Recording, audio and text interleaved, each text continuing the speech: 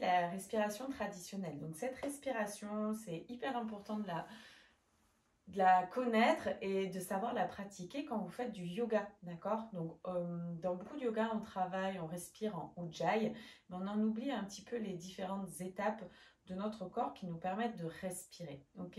Ujjayi, c'est très bien si vous faites des pratiques dynamiques, c'est pour conserver l'énergie, mais le problème avec Ujjayi, c'est que on n'apprend plus à bien respirer. Donc la base du yoga est quand même ça, c'est d'apprendre à bien respirer. Donc je vous propose de vraiment travailler cette respiration traditionnelle. Vous pouvez l'utiliser dans votre pratique, même avec Ujjayi, ça fera juste des respirations beaucoup plus courtes, des inspirations beaucoup plus courtes et des expires plus courtes aussi, mais ça vous permettra le contrôle du souffle. Donc ce qui va vous aider aussi à pratiquer toutes les respirations qui sont Nadi Shodhana, Anuloma Viloma, Kapalabhati aussi vous aidera aussi à aller beaucoup plus loin dans cette respiration, toutes les respirations. Et forcément, du moment où vous contrôlez votre souffle, donc on est dans cette idée de contrôle, de prise de conscience, forcément on arrive aussi à mieux calmer et contrôler aussi notre mental. Et il part beaucoup moins. Le souffle et le mental sont très liés. Vous en êtes peut-être rendu compte quand vous êtes stressé, vous avez du mal à respirer. Et quand vous êtes plutôt calme, la respiration est plutôt fluide. Ils sont très liés les deux. Donc c'est pour ça que la respiration traditionnelle est importante, la respiration complète, hein, pour pouvoir être bien aussi dans sa peau, dans son corps, et de pouvoir respirer correctement et de manière complète. Ok. Donc cette respiration complète, j'en viens. Donc j'y viens, pardon. Donc on va venir amener déjà les mains au niveau du ventre. Donc on va utiliser la respiration abdominale, dit abdominale, la respiration thoracique et la respiration qu'on appelle claviculaire. Donc je ramène les mains au niveau de mon ventre. Je viens inspirer déjà avec le ventre. Donc je gonfle mon ventre à l'inspire, tel un petit ballon, et j'expire, mon ventre rentre. Ok, donc déjà ça, c'est important. Déjà, si vous avez du mal à faire ça, peut-être allongez-vous au sol et ressentez cette respiration qui est naturelle quand on est allongé. Allongé, notre ventre, il gonfle naturellement et dégonfle naturellement à l'expire. Déjà, si vous vous concentrez sur cette respiration, on a tendance déjà à se calmer quand on respire avec le ventre. Puis on a la respiration thoracique. Donc je vous propose de poser les mains sur la cage thoracique et on inspire, on pousse la cage thoracique. Ok, une ouverture et à l'expiration, je referme. J'inspire. Ça, essayez de bien pratiquer aussi, de créer cette ouverture. Pensez à pousser les mains dans la cage si ça ne crée pas plus de mouvement et votre cage, vous la poussez quand vous inspirez. Vous essayez de pousser vos mains. Et à l'expiration, je relâche. Clavicule, donc c'est un petit peu plus difficile à sentir. Après, tout simplement, vous pouvez avoir cette idée de soulever la poitrine et normalement, on est dans une respiration claviculaire. Je vous propose toujours, on peut essayer de tenter de sentir. On ramène les mains donc dans le creux des clavicules, au plus proche de vos petits os du bord, et on appuie un petit peu et on va inspirer, donc ventre, cage thoracique et clavicule. Et peut-être qu'on va sentir des légères petites contractions, légères comme ça un petit peu.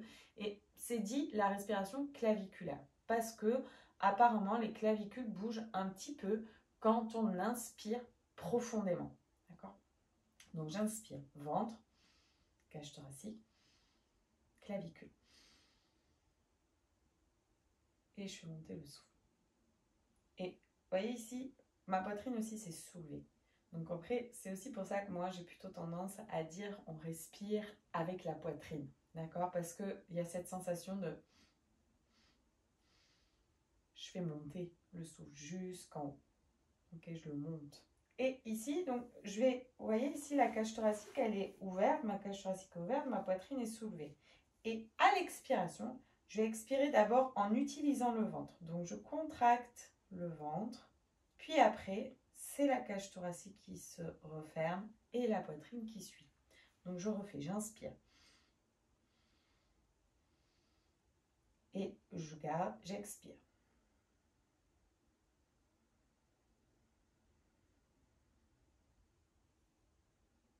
Okay. Donc ça, c'est vraiment ça, le contrôle de votre expiration. Plus vous contrôlez ça, plus ça sera facile de faire des respirations où vous créez des rétentions et vous allez expirer avec contrôle et lenteur, tout doucement, sans avoir cette sensation de je m'étouffe, d'accord? Parce que des fois, on a tendance à inspirer et expirer, du coup, et apurer. Et en fait, là, c'est complètement vide, ça fait une oppression. Donc, on a envie d'inspirer profondément comme ça. Donc, pensez et vraiment expérimentez cette respiration où j'inspire donc le ventre. Je fais monter, je garde et j'expire.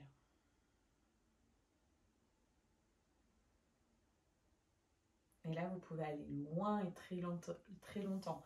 D'accord? Donc là, je vais un peu plus vite parce qu'on est en vidéo, mais on peut aller très loin et très longtemps dans les expirations et aussi faire des rétentions longues quand vous maîtrisez vraiment ce souffle. Donc, pratiquez-le, expérimentez-le au travail. Vous pouvez aussi prendre de profondes inspirations, prendre le temps d'expirer. Déjà, vous ouvrez, vous détendez, vous calmez. Déjà, ça fait juste du bien en fait. Vous l'expérimentez et ça fait juste du bien. Donc ça, faites-le. Découvrez cette respiration. Et après,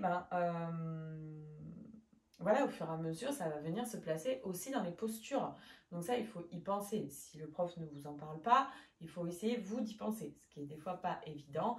Bon, moi, dans les cours, j'en parle, mais j'en parle pas dans toutes les postures non plus. Et quand on fait des enchaînements, c'est pas toujours évident de dire inspirez ventre, cage thoracique, poitrine, expirez avec le ventre.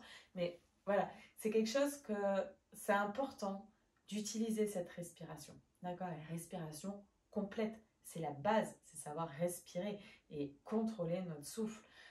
Moi, je sais que par le biais de mon expérience, avant, je ne savais pas du tout respirer. Ok, j'ai pris des cours pour qu'on mette la main sur mon ventre et pour qu'on m'apprenne à respirer déjà avec le ventre. Alors après, la cage thoracique, la poitrine, je vous en parle pas à la suite, comment c'est compliqué tout à intégrer. J'avais l'impression de m'étouffer quand je respirais. Donc je sais que c'est pas évident. Cette étape, elle n'est pas du tout facile. Mais qu'est-ce qu'on se sent mieux quand on sait respirer et qu'on a appris vraiment cette respiration. Et ça, cette respiration, donc elle peut être longue à apprendre, mais après, vous pouvez la placer dans votre pratique et vous allez vraiment sentir un mieux-être, vraiment une liberté de respiration, une ouverture au niveau de la cage thoracique, de la détente dans le dos, de la détente dans tout votre corps et forcément le mental, ok? Parce que le yoga, c'est aussi ça. On se rappelle, on est là pour détendre notre mental, pour être plus à l'aise quand on est dans une posture ici de méditation, pour venir méditer. C'est vraiment la base du yoga. C'est fait pour pouvoir méditer. Ok. Donc belle pratique, vous pouvez poser des questions, c'est avec plaisir que j'y réponds. Et je vous dis à bientôt. Namaste.